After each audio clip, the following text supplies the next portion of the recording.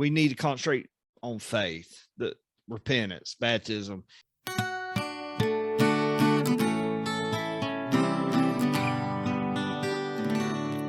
You are listening to Saints in the South. Welcome, everyone. This is season 2, episode 94. We are Saints in the South, representing saints everywhere, and we are your source for gospel growth and good times.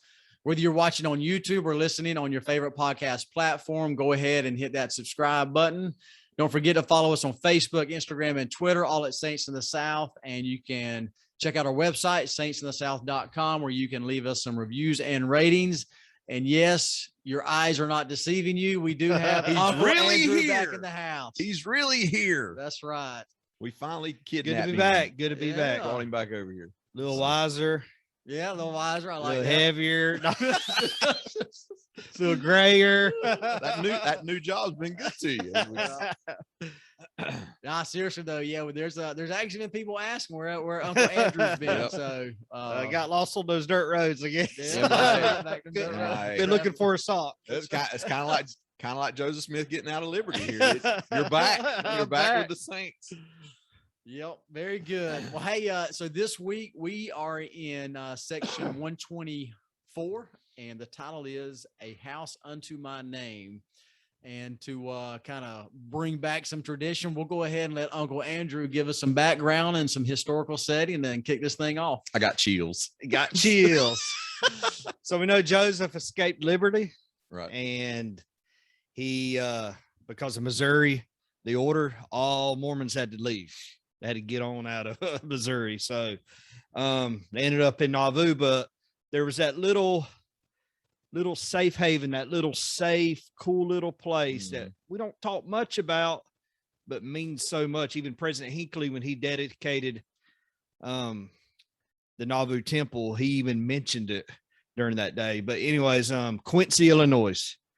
Emma, a lot of them went to Quincy, and Quincy was a population of about 1,500 people. And all of a sudden, 5,000 Mormons showed up.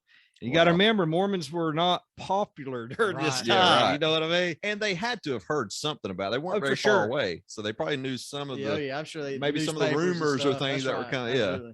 So they got kicked out. Quincy, it was kind of winter time. You know what I mean? Yeah. And again, 1,500 people, and they accepted the 5,000 to 6,000 Mormons that showed up. And then, so, you know, when Joseph and Hiram and all them escaped Liberty, they went to Quincy. Yeah. And then we transitioned to Nauvoo, which was commerce, I think, and it ended up being a swamp, which we'll talk today. But a cool thing about Quincy is President Hinckley, again, when he dedicated the Nauvoo Temple back in June of 2002, he paid tribute to Quincy. He actually, the Mormon Tabernacle Choir came and actually went to this little town. They sung, sold out the little theater they had, about 2,200 people sold it out. Wow. And then the proceeds or whatever that they got was like $75,000. Wow. And President Hinckley donated that $75,000 to the mayor. Wow. And the mayor was super, I remember that. Yeah. It was super cool. That's so cool. Again, out of all the things that President Hinckley talked about the day of the dedication of Nauvoo, he brought up Quincy, just how important that, you know, Mormons were refugees. Yeah. Right. Yeah. You know, they were literally refugees. Yeah. And no one wanted them. Yeah. But this little old sweet town of Quincy accepted them and housed them and gave them food. So again, a super cool memory in LDS church history that you know, gratitude and just giving thanks to Quincy. And again, you know, leaving all of us has had our Liberty days, Liberty jail days. And but now they're transitioning to a Nauvoo, you know. Yeah. So that's what we'll learn today in DNC 124, which is the longest section of the Doctrine and Covenants. 124 is the longest section. Longest section. I guess that's why I showed up for the longest section. Yeah, right? we needed you here for the longest. One of the things that come to my mind as you're speaking about Quincy is that sometimes the Lord, I think most times the Lord blesses us in the most unusual ways. I don't think we could. I've noticed in my life when things that happen or whatever it is that are like great blessed that I see and like, wow, the Lord's really helped me. It's always in the most unusual ways that I couldn't even have imagined that's how that would have worked out. It's like, I guess what I'm saying is I know the Lord will help me. And I even try to play in my mind like how it could work out, but it's always something that just is like, wow, I didn't know it would be that way. That's totally wasn't on my radar. And so for this little town, a nearby town that's going to accept them, I'm sure Joseph would have been like, that's not going to happen. We're not accepted anywhere. Everywhere we've been rejected. But no, here's Quincy, Illinois. And it's like, whoa, that was pretty cool. Wow, Lord, didn't see that one coming, so I think the Lord does bless us in ways we don't even we can't even imagine sometimes. It's like, wow, that I did not realize that would happen. All right, so it's got to truck along, and you just keep pushing forward and trusting in the Lord, and you'll find some amazing miracles that happen. So Quincy's one of those miracles. So talking about kind of transitioning into Nauvoo and everything, we talked on the last podcast about how Joseph was able to give the leaders outside of Liberty Jail instructions on finding land, purchasing land, and so forth. It says by the summer of 1839, they had purchased the area of commerce in Hancock County, Illinois, an extensive tracts of land across the river in Iowa Territory. And commerce was selected as the new gathering place, and the Saints quickly renamed their new city Nauvoo. Which means beautiful. Beautiful. That's beautiful right. In Hebrew. It's a Hebrew word. Yeah.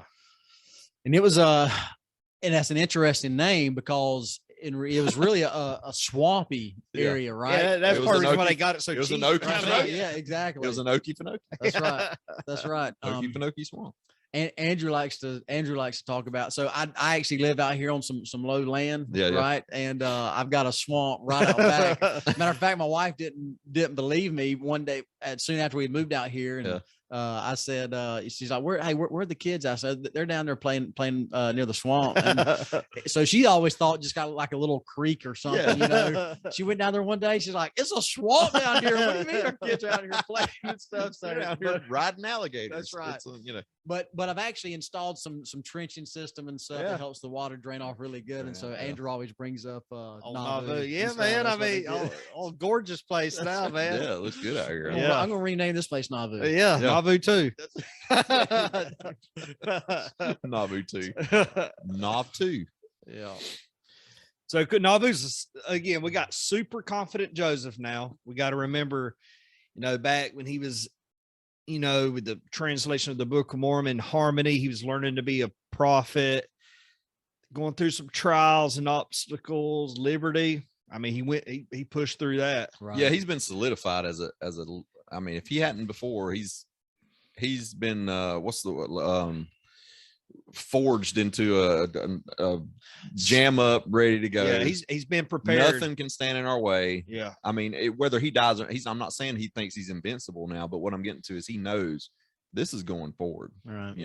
And he's had a lot of followers. I say followers, not necessarily follower of him, but follower of the restored gospel. Right. And Nauvoo is a great evidence of that. Right. Confident. He's very confident. So much so, not only does he get revelation to build a house of the Lord, but we're building another house for him. Yeah. And others to stay in community, man.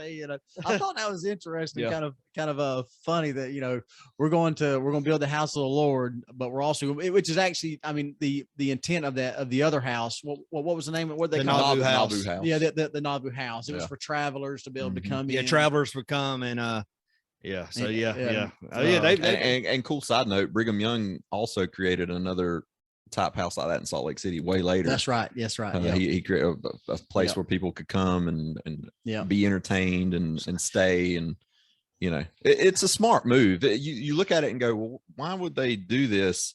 I think in my mind, this is what I got from it, and I'm sure there's far more than this, but what I was thinking of was they were trying to be as welcoming to others as they could be, and to show that, hey, we don't hate people. We're not trying to overrun the land and become a all-powerful entity here, trying to move everybody. We want to show that we want to be neighbor. We want to be neighborly. We want to be good. We want to bring goodness to the area. And so I think that's what this is for. Yeah. And so, and up to this point, they've always moved into other people's the cities that are already established, right? Yeah. Yeah. So now they said, okay, we're going to build our own city. Which Chicago was the biggest city in Illinois.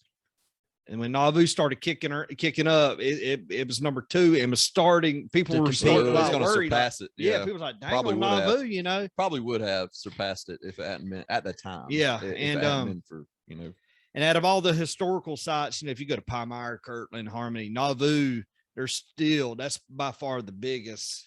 A lot of the brick homes are up. Yeah, it's and it's still a beautiful place. Oh, super beautiful. Yeah. It's super beautiful, and it's definitely it's definitely still a city. I mean, Well, a lot of those. I don't know how houses many. are up. I don't know how many keep up with the church news and things, but the Mesa, Arizona temple has been renovated. Yeah. And then they showed did you see the part where they took the down, like near the temple, that block that was completely just it looked terrible. It was all kind of run down, etc. And they took it, and the church purchased all that and built it up into these condos, and it just all of a sudden it just transformed and just lifted the whole city. Look at everywhere a temple's been built and tell me that part of the city has not been I'm talking about economically, aesthetically. I mean, all these things. And it's just, it does that. And why? It's not because Mormons have come in. This is the Lord's church. Anywhere that the Lord establishes his house, everything around it's going to be increased and beautified and uplifted. Exactly. And that's what happens. So it's the same with our temples, our bodies. When we uplift ourselves and make ourselves sacred, we uplift those that are around us, or we should, it's, if we're truly doing that. So it's a pretty cool thing there. So Doctrine and Covenants 124 could be overwhelming. It's definitely the longest section. There's a lot of stuff in there. Everyone can divide it in how many sections they want, groups, departments, and that not little big section. But one thing as I was reading and getting some notes was 4 sections, the threefold, the 3 works: proclaim the gospel, perfect the saints, and redeem the dead. Because baptism for the dead starts talking. Right. We're introduced to that. And number 4, Nauvoo house. Yeah. So if we get our little color pens and start checking off. Nauvoo house, proclaim the gospel, redeem the dead, and perfect the saints. So if you look at it kind of that, break it up. So this big old one section of that's true. Nauvoo house, Jackson house, Marcus house.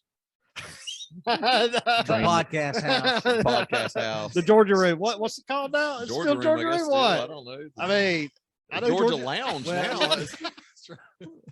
Well, we got it. We actually called this the game room. Game room, okay. And once again, it starts for GA, right? Look, let me say this, and once again, let me just go ahead and throw out, this. Every time I look up, and it looks like I'm crazy because I'm looking at there's a huge screen that shows us. So I see the camera, so I'm looking at you guys now. But most of the time I'm like this. That's right. And so y'all probably like, why is he staring at the wall? It's like, what's going on? Much like the temple, we spare no expense. No expenses have been spared. One day we'll just have to give a tour of the room. We'll have to turn around and show what we're seeing. We even got the LED lights going on now. We got a virtual tour. That was for Andrew. Andrew coming. This is the first time we've had the LED lights on. Well, last episode, which was about 30 minutes ago. Yeah. Hey, don't give away our podcast magic. We got different shirts on. All right. Anyway, we digress. So Nauvoo, definitely.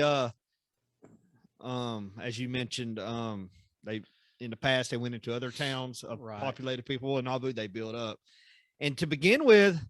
Old swamp town, they had to build the trenches. A lot of people started getting sick. What was that? At the time they didn't have a name for it.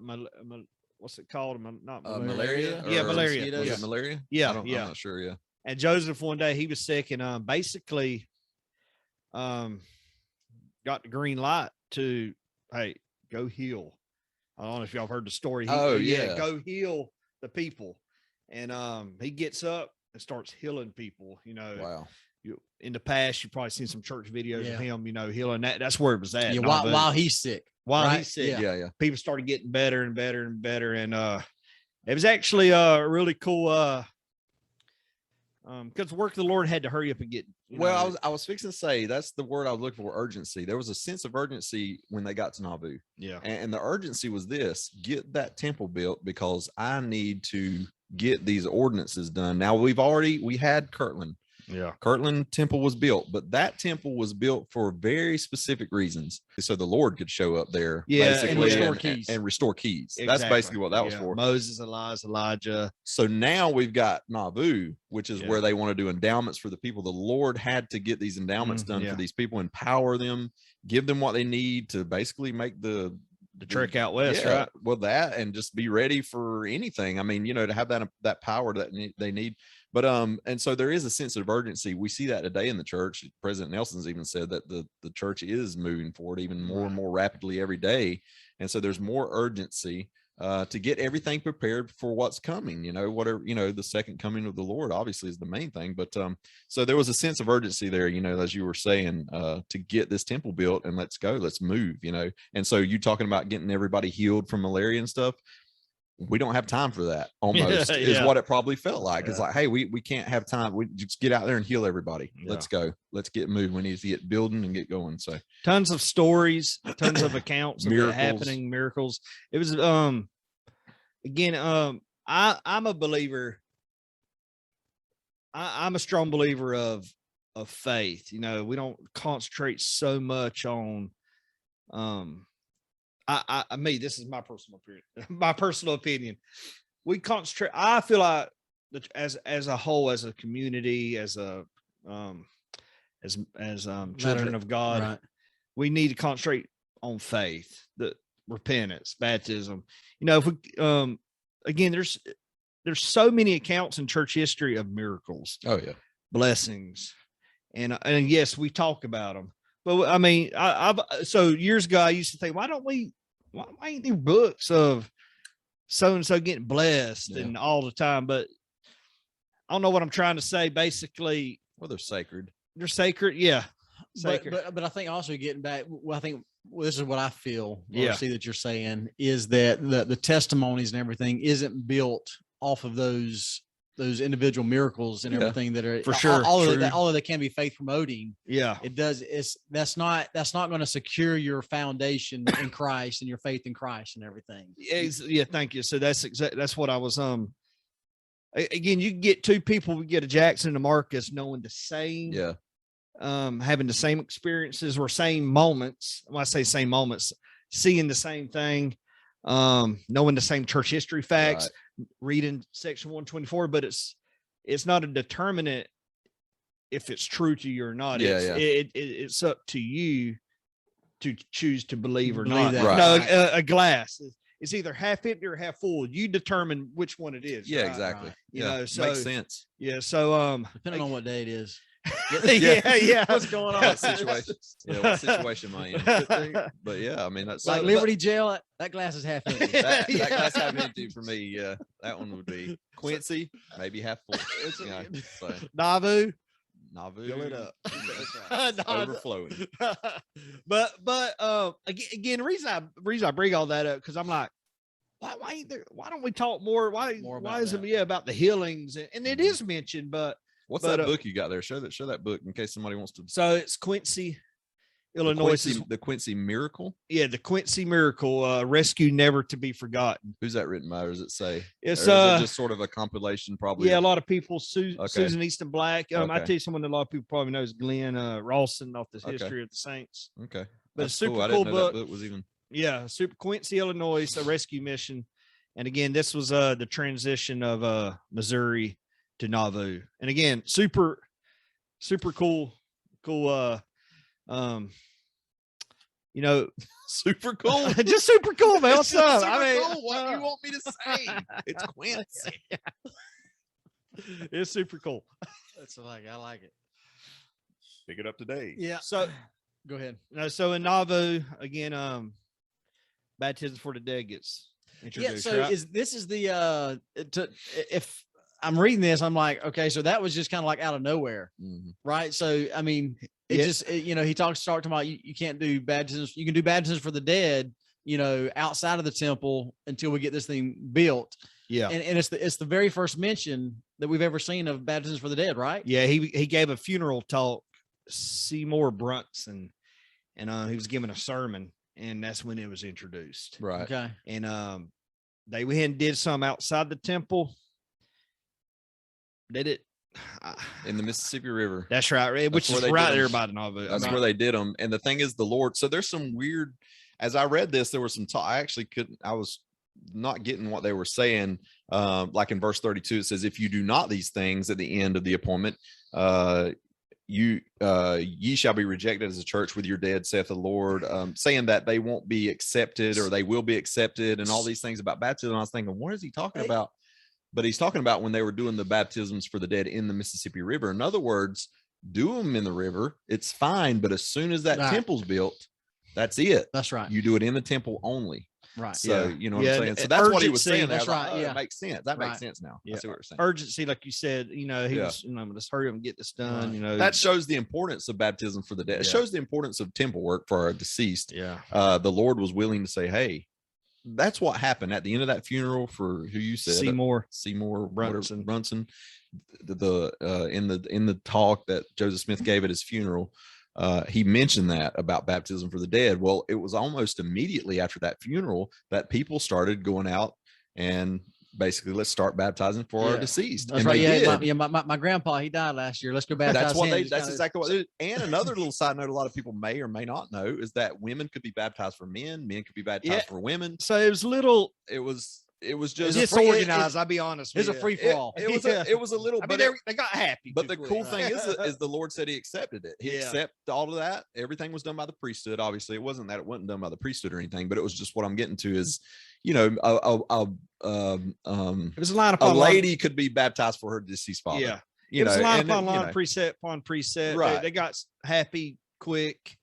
But again, and it was accepted, but the Lord was saying, hey, as soon as the temple's built, though, you do it in there. Right. Yeah, that's where the only place that'll be done. You can't do that just anywhere outside. And to this day, you cannot. The only place you do baptisms for the dead is in the. So interesting that he says this. I mean, think about this for a second. He says in verse, talking about this baptism for the dead, he says in verse 28, for there is not a place found on the earth that he may come to and restore again that which was lost unto you. For a baptismal font, and this is verse 29, there is not upon the earth. We remember that the Kirtland Temple was built, and we just mentioned that, but it did not have a baptismal font in it. Right. That temple was really built mainly just for the Lord to return and restore keys. That's really what that was done for. So here's the Naboo Temple. It's a whole new thing. We're going to have a baptismal font. We're going to do work for the dead now, like full on, and get your own endowments. And here we go. And so I love the fact that he says there's not a place found on earth that is basically holy, is what he says. And I can't find that verse. I thought I had it right here somewhere. But the thing is about it is that the Kirtland Temple, you got to think at this time, is no longer holy. It's there. It's around, but it's not holy anymore. Right. It was defiled and they had to leave it. So it's just interesting that he's saying that there's not a place found on earth right now, and you think, wait a minute, Kirtland Temple, they already built that, but it's not holy anymore. It's just a building now. I mean, it's just whatever it is. So I thought it was pretty cool. But so yeah, I mean, this was a sense of urgency. This was, hey, let's get this thing built and let's get some work done, because this has been, you got to break it down. I mean, these are all such cool stories, and these are all the things that they're going through, trying to get the ultimate goal done, which is their salvation. Work for the dead, like you mentioned, the threefold mission of the church: perfecting saints, redeeming the dead, proclaiming the gospel obviously is going on. So that's what's happening underlying all these crazy things that are going on, what we consider crazy. But so let me ask you this: they got both of them going up at the same time, right? Yeah. How did the progress go? You're talking about on the house, the Nauvoo house and the temple? Yeah. It's interesting that neither one was completely finished. Yeah. So here it goes. It says, due to the saints' impoverished conditions and the press of building a new city, both the temple and the Nauvoo house progressed slowly. The two buildings competed for the same labor and material resources, and both projects lagged. Ultimately, in the fall of 1845, which was after the prophet's martyrdom, when it was clear that the saints' time in Nauvoo was limited, it became necessary to favor the completion of the temple. And in a meeting on the evening of September 14th, it was reluctantly agreed to turn more force of hands to the temple, even if it had to hinder the Nauvoo house, construction and stuff. And Emma ended up remarrying and moving into that Nauvoo house. Okay. Yeah. And when she Nauvoo lived there, and Nauvoo and Hiram, when they were martyred, they had to they had to secretly hide them somewhere, because they were afraid of the mobs, and they actually that's got true. put in that basement Nauvoo house Wow. Okay. until but yeah, it's been nicknamed as Nauvoo's temple as Joseph's temple, and Salt Lake Temple as Brigham's. You got Joseph and Brigham, they loved each other so much. And another fun fact, Angel Moroni, what direction does it face? East. Or all of them faced east? No, I don't think so. I think it matters where it's sitting. I think if it's there's only like one or two. There's only one. One. Yeah. Well, one that I know of Okay. is Nauvoo. Nauvoo, Angel Moroni is facing west. The actual That's right. facing the Salt Lake Temple, Angel Moroni, and it's just kind of, President Hinckley said it's more of a just a love between Joseph and Brigham. and two That's in the pretty cool. west. What is the west? That's where the sun. What? The New World. Sets. What are you talking about? That's where the sun sets. Right. Joseph Smith's life was over. I've heard that too, and I don't know where or what. I'm not making that up, but I did hear that too. Why it points to the west, because that was sort of the end of a couple of things. One is it was the end of the saints in the east. They had to move to the west, so it's pointed west. And the other is because it's set on Joseph's life. That was his life mortality. And then you had saints in the west, and now you got saints in the south. Saints in the south. I mean, what's up? Tallahassee Temple is pointed south. Is that north? Well, that's where it started. Saints in the north, right? That's Yeah, right on exactly. Palmyra. New Exactly. York.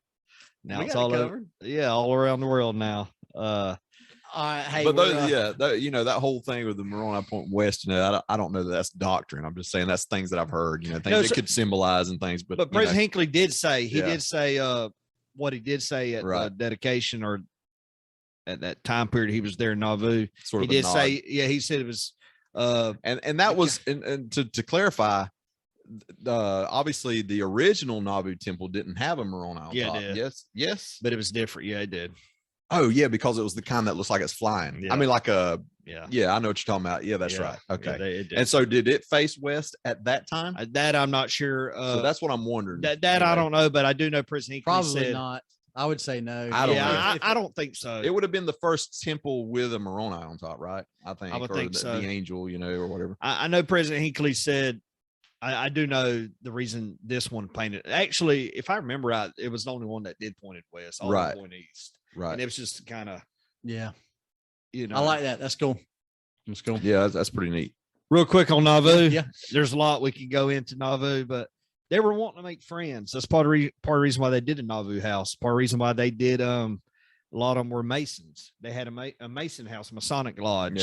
Yeah. Just to let other people know, hey, we want to be, we want to be somewhat, we want to be normal. We want to be citizens. Yeah. We want to be welcoming. So Nauvoo flourish. They had like, people from Europe were migrating. I mean, that's a big deal. Right. I mean, a lot of people had to get established so they could go out west. Mhm. People from Norway, England, all the European little countries there. And you know what? The time I visited, they had these super nice houses, Wilford Woodruff, Brigham Young.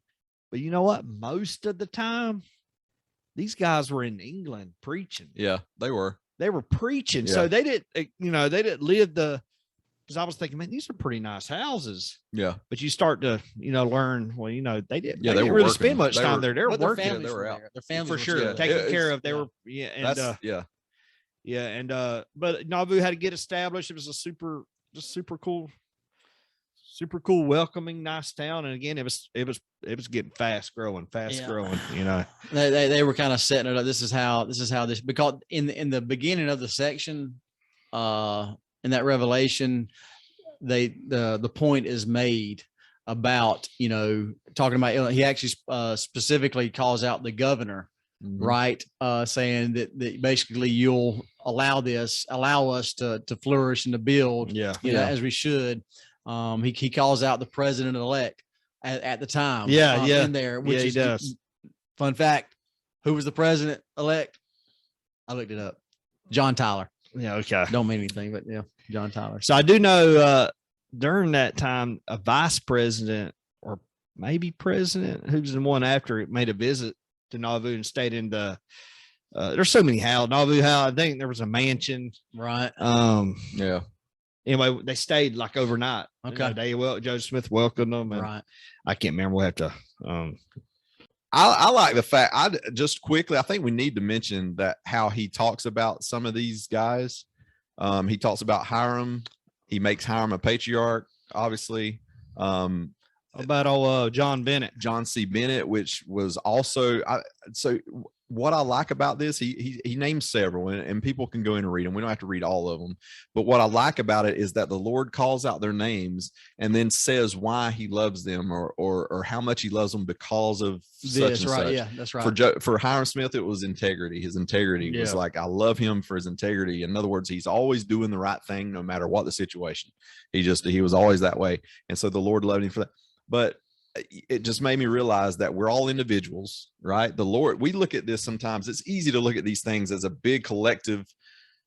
Joseph Smith and his apostles are trying to get all this stuff done, when in reality, the Lord's working with individuals the whole time. He might be, Joseph Smith, of course, is on the center stage, obviously, at this point, because he's the prophet and everybody, he is. I mean, but in reality, there's also some guys, and I wish I had it pulled to who some of these were.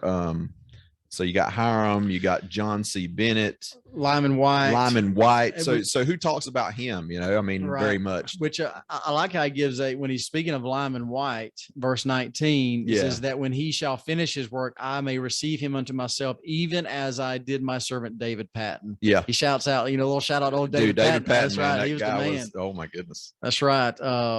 It's a reminder that we are all numbered. Yeah. Exactly. One by Once one. Again, it's the Oliver Granger effect. That's right. Everybody, the Lord knows us by our names. George Miller. Who's George Miller? Anybody know in church history? I don't. But again, verily I say unto you, my servant George Miller is without guile, and he may be trusted because of the integrity of his heart, for the love which he has to my testimony. I, the Lord, love him. Right. Who's George Miller? The Lord knows who he is. Guess what matters? That the Lord knows who he is. It don't matter if I know who he is. Right. So that's what I really like. Lots. Yeah. Most people, most of us we're not going to be general authorities. You don't even have to be a state. You don't even have to be a stake president or a bishop to be loved by the Lord or to be considered useful by the Lord. You know what I'm saying? It does not work that way. It goes down to, like we said in the last podcast, are we choosing the Lord? Are we choosing to be called chosen? Right. You know what I mean? Are we choosing that? And so, yeah, I love that. And then, you just side note, John C. Bennett, he didn't hang in there. John C. Bennett was one of the reasons, Satan used a lot of different tactics to get to Joseph Smith and try to tear the church down. But John C. Bennett, he was actually called to even be an assistant. I think he was called to be assistant to the president. Yeah, to the president in the first presidency. Yeah, he had potential. He had all the potential, but there was some dishonesty and a lot of he polygamy was in.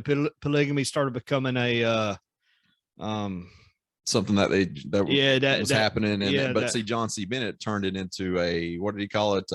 Can't remember, but anyway, he used it to the spiritual wives, spiritual wivery. He was already, and he would just go out to different women and say, hey, keep it secret. And you could have sexual relations with different women and keep it secret. And it was, anyway, he went way out, and then he became a big spokesman against Joseph Smith. And one of the reasons, I think, eventually why he was put in Carthage, because of some of the things he was putting out and getting people riled up against him. But anyway, so yeah, I mean, you could be highly favored and loved of the Lord, but it's us. Do we choose? That's right. Are we going to choose him in the end? And so John C. Bennett did not choose him in the end. And it says at the end, I like this, and his reward shall not fail if he received counsel. That's what the Lord says to John C. Bennett.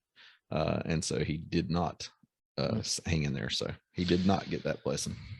Well, I'll close with this verse here, verse 45, and I think which is a good reminder for all of us. And if my people will hearken unto my voice and unto the voice of my servants, whom I have appointed to lead my people, behold, verily I say unto you, they shall not be moved out of their place. Yeah. So stay strong out there. And until next time, y'all keep on striving.